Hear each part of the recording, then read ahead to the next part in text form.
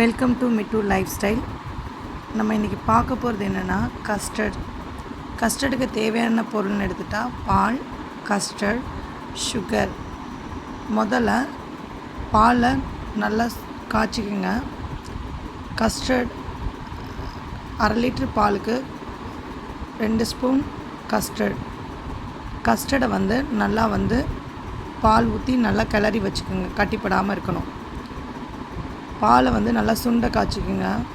கஸ்டர்டை அதில் ஊற்றி நல்லா சுண்டை காய்ச்சுங்க. அடி பிடிச்சிடக்கூடாது, கட்டி பட்டிருக்கக்கூடாது.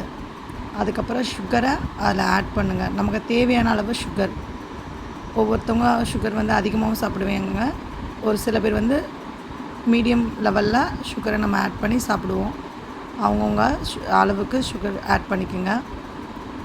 நல்லா நல்லா காய்ச்சி அதை நல்லா ஆற விட்டுருங்க.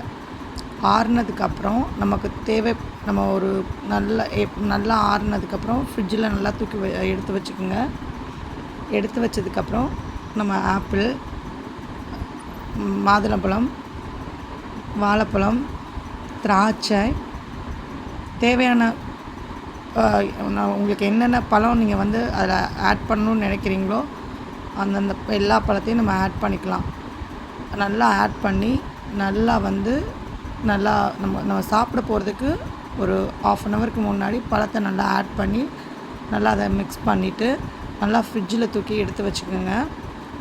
ஃப்ரிட்ஜில் எடுத்து வச்சுட்டு நல்லா சாப்பிட்லாம். நம்ம குழந்தைங்களுக்கு பழமாக கொடுக்க